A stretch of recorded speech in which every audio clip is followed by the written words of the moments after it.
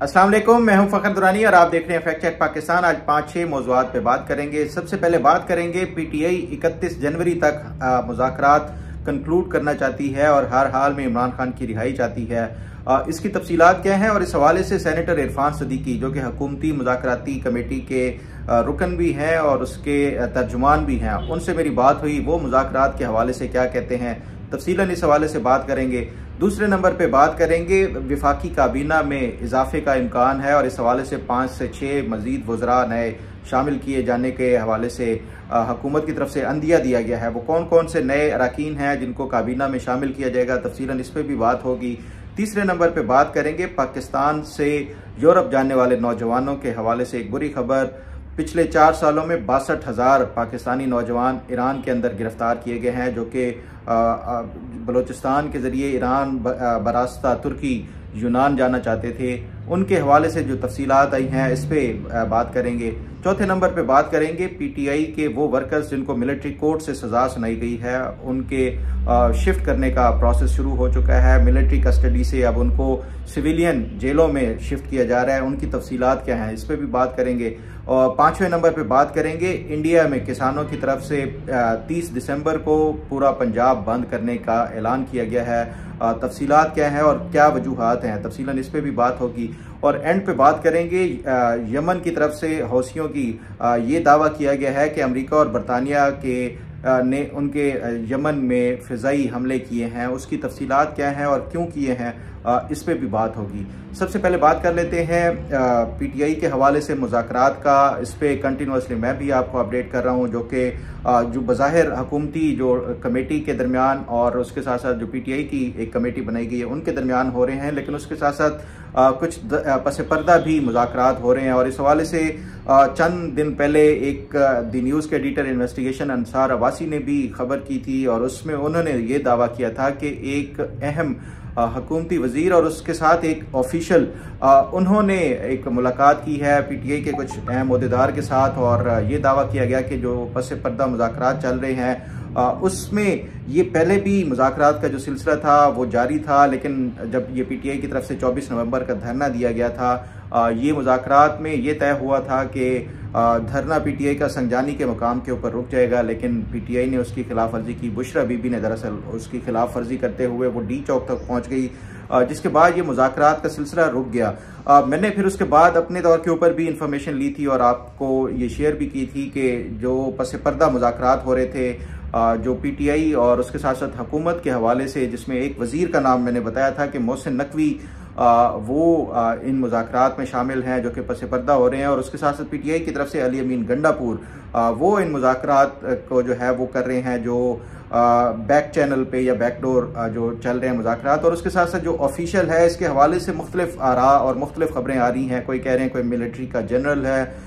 तो इस हवाले से कोई मैं कंफर्म नहीं कर पाया कि ये जो ऑफिशियल जो अंसार अब्बासी साहब की भी खबर है कि एक ऑफिशियल भी इस मुज़ाकरात में शामिल होते हैं जो पस पर्दा मुज़ाकरात हो रहे हैं, वो कौन से मिलिट्री जनरल हैं। बहरहाल इस पे मेरी कोशिश है कि ये भी मालूम करके आपके साथ शेयर कर सकूं कि वो कौन है जो मुज़ाकरात में ये जो सियासतदानों के साथ साथ वो भी ऑफिशियल भी शामिल होते हैं। बहरहाल ये जो पीटीआई की तरफ से जो बज़ाहिर जो हुकूमत की तरफ से एक कमेटी बनाई गई और इमरान खान की तरफ से एक कमेटी अनाउंस की गई जो कि पब्लिकली मुज़ाकरात कर रहे हैं, उनकी तरफ से ये ऐलान किया गया है कि वो ये चाहते हैं 31 जनवरी तक ये मुज़ाकरात जो है वो किसी नतीजे के ऊपर पहुँचे और इमरान खान की रिहाई हो सके। इस पे मैंने जो हुकूमती कमेटी के रुकन हैं सेनेटर इरफान सदीकी, उनसे रब्ता किया और उनसे पूछा कि क्या अपडेट है और प्रोग्रेस क्या है ये जो मुज़ाकरात के हवाले से जो ऑफिशली जो वज़ीर आज़म की तरफ से वो किया गया है। और इसके पास ये जो कमेटी है इसके पास मैंडेट क्या है, जो हुकूमती कमेटी है कि किसी भी तरह की जो शराइत पीटीआई की तरफ से वो लगाई जाती हैं उसको मानने के लिए क्या मैंडेट दिया गया इस कमेटी को। उस पर सेनेटर इरफान सदीकी साहब कहते हैं पहली बात तो ये है कि ये जो कमेटी है इसके पास पूरा मैंडेट है हर किस्म का। इस पे वो कहते हैं कि सदर आसिफ अली जरदारी की भी जो है वो अप्रूवल और गो अहेड है, उसके साथ साथ वज़ीर आज़म शहबाज शरीफ और साथ ही नवाज शरीफ साहब, इन तीनों की अप्रूवल के बाद ही ये कमेटी बनाई गई है और इनको इस कमेटी को पूरे अख्तियारात हैं मुज़ाकरात के दरमियान जो भी डिस्कशन होती है। बहरहाल वो तो फिर जो डिस्कशन और जो मुतालबात वो होते हैं वो कहते हैं कि ये फिर सामने रखा जाएगा तमाम हमारी जो सियासी क़यादत है उनके सामने, वो उसके ऊपर जो अपना जो फाइनल जो डिसीजन होगा उन्होंने ही लेना होगा। ताहम कमेटी के पास तमाम तर अख्तियारात हैं। फिर मैंने उनसे पूछा कि पीटीआई की तरफ से क्या कोई संजीदगी का इजहार किया जा रहा है, ख़ासतौर के ऊपर जब ये कमेटी के अरकान की तरफ से कुछ और बयान आते हैं, लेकिन जब अलीमा खान इमरान खान से मिल के आती हैं उनके कुछ और बयान होते हैं। तो ये जो सुबह को कुछ पीटीआई का मौक़िफ़ होता है और शाम को कुछ होता है, उस पे क्या ये कमेटी ने भी कोई इस हवाले से वो उनसे बात की है या नहीं। वो कहते हैं कि देखें ये जो पीटीआई की तरफ से उन्होंने तमाम तर अपने जो रास्ते थे वो अपना चुके हैं और तमाम जो ऑप्शंस थे उसको उन्होंने वो करने के बाद ही, अपनाने के बाद ही ये मुज़ाकरात के ऊपर फाइनली वो आमादा हुए और मुज़ाकरात कर रहे हैं। उन्होंने एहतजाज भी किए, जलसे जुलूस भी किए, 9 मई भी किया, 26 नवंबर भी किया। ये सब कुछ पीटीआई की तरफ से हो चुका है और उसके बाद फाइनली उनको ये रियलाइज़ हुआ है कि ये मुज़ाकरात करने चाहिए। तो इसमें फिर हुकूमत जो है वो इनके साथ बैठ के जो भी बातचीत है वो करेगी। बहरहाल फिर मैंने उनसे पूछा कि क्या कोई इस हवाले से आउटकम की कितनी वो है तवक्को की जा सकती है, मुज़ाकरात के थ्रू कोई ब्रेक थ्रू हो सकता है या नहीं हो सकता। तो वो ये सेनेटर इरफान सिद्दीकी ने ये बताया कि जो पीटीआई की तरफ से 2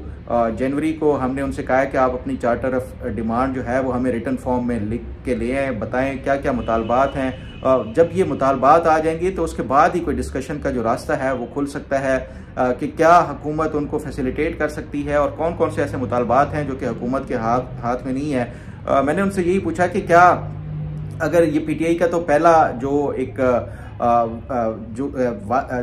डिमांड किया जाता है या मुतालबा किया जाता है वो तो यही है कि इमरान खान को रिहा करने के हवाले से, तो ये तो हुकूमत के पास क्या इसका मैंडेट है। वो कहते हैं कि देखें ये सारी चीज़ें जब ये रिटर्न में आएंगी तो फिर ही उसके बाद वो इसके हवाले से वो कमेंट कर सकते हैं। बहरहाल ये तो अगर पीटीआई की तरफ से मुतालबा किया जाता है उनकी इमरान खान की रिहाई के हवाले से या केसेस ख़त्म करने के हवाले से, ये अदालत के दायरे इख्तियार में है कि वो इमरान खान को रिहा करती है, वो चाहे ज़मानत के ऊपर हो या केसेस वो खारिज कर देती है। ये सारा कुछ अदालत ही कर सकती है, ये हुकूमत के हाथ में नहीं है।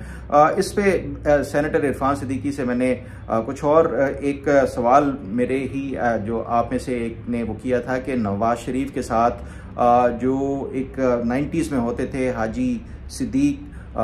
वो उनका क्या बना है, वो कहाँ पे हैं, वो भी मैंने उनसे पूछा। तो वो कहते हैं कि मुझे भी याद है कि ये 90s में उनके साथ होते थे, लेकिन मुझे अब उनका अपडेट का नहीं पता कि वो कहाँ पे होते हैं। ताहम मैं ये पता करके बता सकता हूँ आपको कि आजकल वो कहाँ पे हैं और उनका क्या हाल अहवाल है। बहरहाल इस पे मज़ीद जो मैंने जो अपडेट होगी वो आपके साथ शेयर करता रहूँगा। अब ज़रा बात कर लेते हैं जो हुकूमत की तरफ से वफाकी काबीना में इजाफे के हवाले से खबरें आ रही हैं मुख्तलिफ, और इस हवाले से ये अंदिया पहले भी दिया जा रहा था। पहले शुरू में ये कहा जा रहा था कि पीपल्स पार्टी शायद काबीना में शामिल होगी। पीपल्स पार्टी के हवाले से ये खबरें आई थी कि वो बजट के बाद होंगी, बजट के बाद नहीं आए। ताहम अभी भी फ़िलहाल जो मेरी इतलात हैं कि कोई पीपल्स पार्टी के कोई भी अरकान काबीना में शामिल नहीं हो रहे। ताहम जो मुस्लिम लीग नून के अपने कुछ लोग हैं जिसमें इलेक्टेड कुछ लोग हैं और कुछ टेक्नोक्रेट्स भी, वो इस वफाकी काबीना में शमूलियत के हवाले से कुछ इतलात और जो इन्फॉर्मेशन मिल रही हैं उसमें जो सर फहरिस्त हैं वफाकी काबीना में शमूलियत के हवाले से, उसमें हनीफ अब्बासी हैं, डॉक्टर तारिक फजल चौधरी हैं, उसके साथ साथ जो सेनेटर तलाल चौधरी हैं, फिर कुछ टेक्नोक्रेट्स के हवाले से भी जो वज़ीर आज़म के साबिक प्रिंसिपल सेक्रेटरी थे डॉक्टर तौकीर शाह, जो कि इस टाइम वहाँ पे वर्ल्ड बैंक में पाकिस्तान की तरफ से वो शमूलियत या वहाँ पे रिप्रेजेंट कर रहे हैं। उनसे कहा गया है कि वो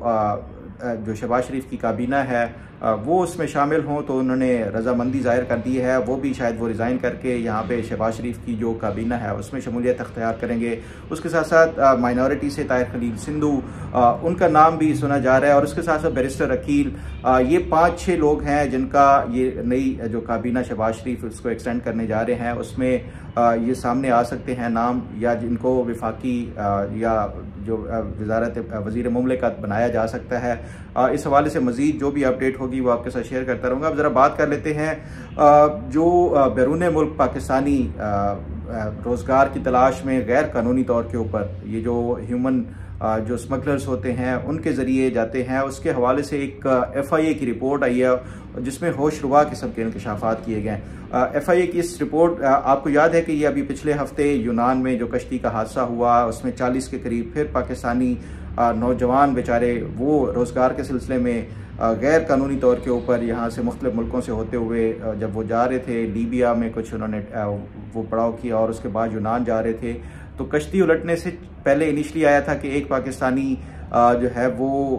जाँ बहक हुआ, फिर उसके बाद 5 का फिगर आया था, लेकिन फिर अल्टीमेटली बाद में जब तमाम जो बच गए थे उनसे तमाम तक से जो ये वो किया गया, इंटरव्यू किया गया और उनसे पूछा गया तो उन्होंने कहा कि 40 के करीब और भी थे। यूनानी जो कोस्ट गार्ड और उनकी जो पुलिस थी उन्होंने भी वहाँ पे सर्च ऑपरेशन किया, कोई भी नहीं मिला। तो टोटल जो पाकिस्तान के 40 के करीब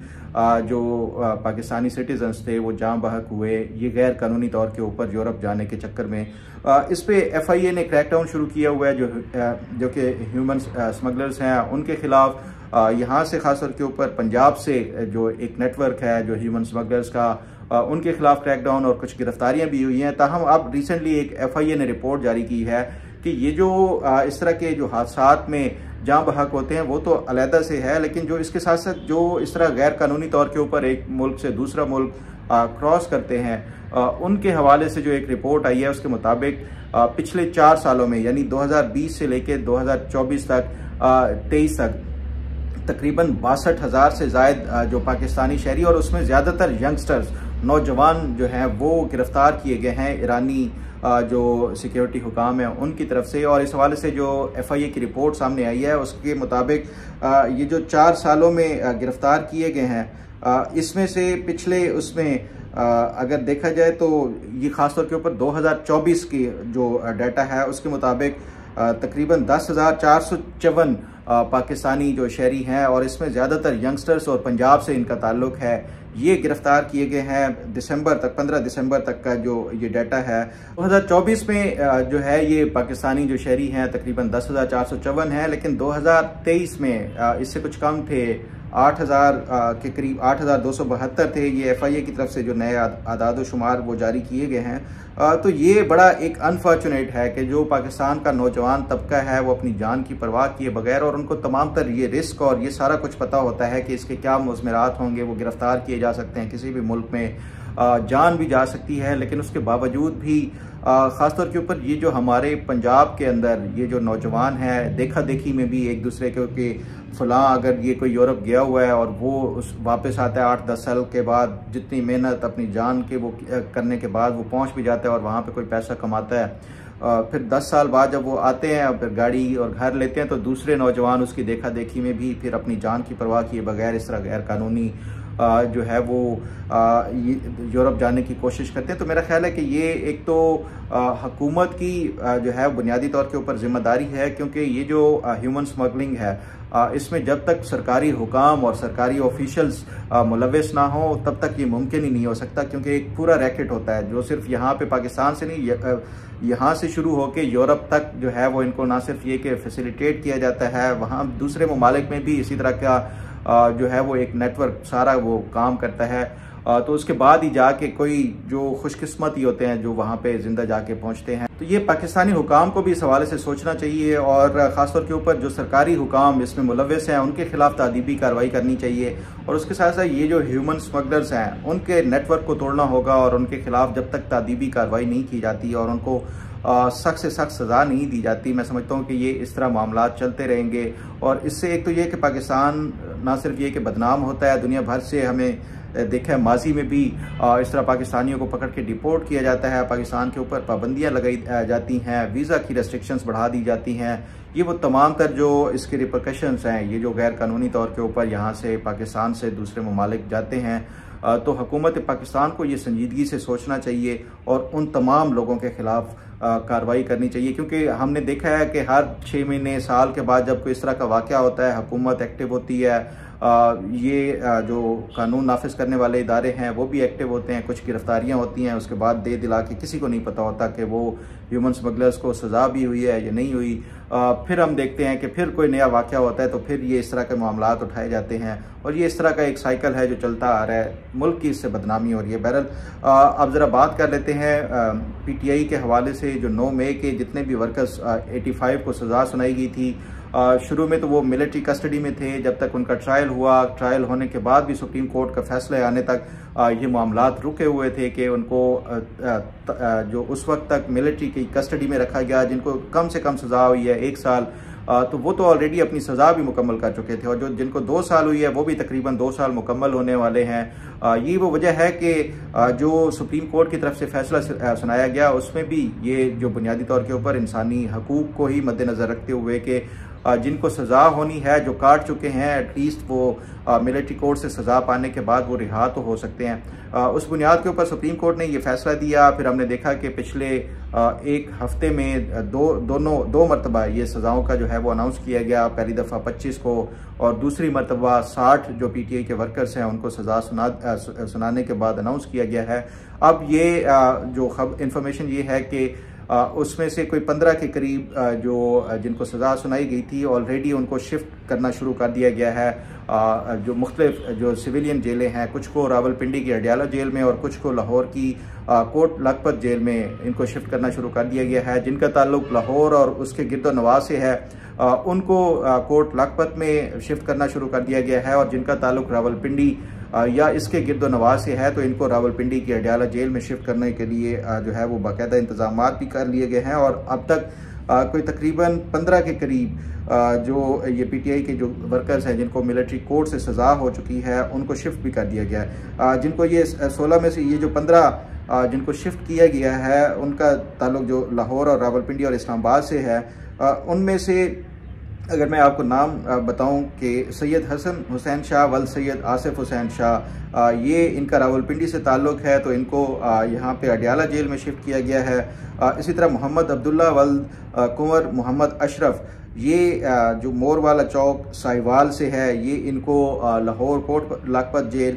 इस तरह राजा दानिश वहीद वल राजा अब्दुल वहीद, ये ढोक कमाल खान रतियाल रावलपिंडी, ये इनको जो है वो अडियाला जेल में शिफ्ट किया गया है। इस तरह अली हुसैन वल्द खलीलुर रहमान, ये तुलसा रोड रावलपिंडी से इनका ताल्लुक़ है, इनको भी अडियाला जेल में। इस तरह फरहाद खान वल्द शाहिद हुसैन, ये G61 इस्लामाबाद के थे, इनको भी अडियाला जेल में ये किया गया है। तो ये उसके साथ साथ जो कोट लखपत है जेल, उसमें भी तकरीबन कोई 11 के करीब जो मुजरिमान हैं जिनको सज़ा सुनाई गई है वो कोट लखपत में उनको शिफ्ट किया गया है। तो ये ऑलरेडी पहले से ही डिसाइडेड था कि जितने भी ये सिविलियन मिलिट्री की कस्टडी में थे ये सज़ा पाने के बाद ये सिविलियन जेलों में आ सकते हैं। अब एटलीस्ट पहले जो फौजी कस्टडी में थे तो इनके लवाहिकीन और इनकी फैमिलीज़ को मुलाकात की इजाज़त नहीं थी। इवन जो मतलब हाई प्रोफाइल थे, हसन न्याजी जैसे, उनको उनके वालिद ने बारहा मीडिया के ऊपर आके ये दुहाई दी थी कि उनको मिलने नहीं दिया जाता अपने बेटे के साथ। इस तरह की और भी जो फैमिलीज़ थी उनके भी, क्योंकि ये एक्सेस जो थी वो बड़ी लिमिटेड होती थी जो मिलिट्री की कस्टडी में हो। अब ये सिविलियन जेलों में आ गए हैं। अब एक तो ये सिविलियन कोर्ट्स में अपील का हक इनके पास, और दूसरा ये कि सिविलियन जो जेल मैनुअल होते हैं उसके मुताबिक इनको वीकली जो फैमिली के साथ मुलाकात है वो भी हो सकेगी, और बाकी जो दीगर जो इसके हवाले से वो दी जाती हैं, राइट्स दिए जाते हैं कैदियों को, वो भी मुयस्सर होंगे। बहरहाल इस पर मज़ीद जो अपडेट और पेशरफ्त होगी वो आपके साथ शेयर करता रहूँगा। अब ज़रा बात कर लेते हैं इंडिया के जो किसानों के हवाले से। हमने देखा था कि पहले भी चंद साल पहले ये एक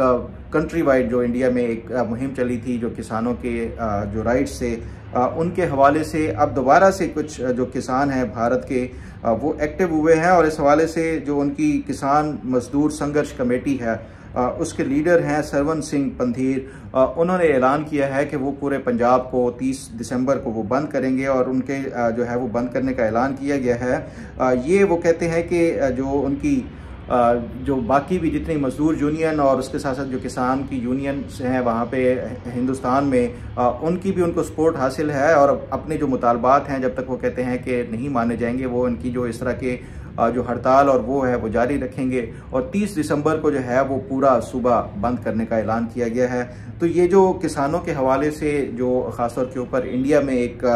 ये जो एक मुहिम चलाई गई थी उसको इंटरनेशनली 2022 में और 21 में जो है ये मिला था, फेम मिला था। और इस हवाले से हमने देखा था कि जो बैनुल अक़वामी तौर के ऊपर भी इस तरह के जो एक्टिविस्ट थे उन्होंने भी इन किसानों की सपोर्ट का ऐलान किया था। तो ये जो इंडिया के अंदर इस तरह की जो लेबर यूनियंस हैं और उसके साथ साथ ये जो फार्मर्स के लिए किसानों की जो यूनियंस हैं वो बड़ी स्ट्रांग हैं। पाकिस्तान में कोई ऐसा जिस तरह का हमने देखा है कि ना तो स्टूडेंट्स यूनियन है वो फ़ाल हुई हैं, ना ही जो दीगर यूनियंस हैं वो उनको एक्टिव किया गया। बहरहाल जो राइट अपने जो हकूक़ के लिए कोई पीसफुल जो प्रोटेस्ट होता है, मैं समझता हूँ कि वो किसी भी मुल्क में हो वो एक जमहूरियत का हुस्न होता है। अब ज़रा बात कर लेते हैं यमन में होने वाले बरतानिया और अमेरिका की तरफ से फ़ज़ाई हमलों की। ये यमन के जो हौसी हैं उनकी तरफ से ये दावा किया गया है कि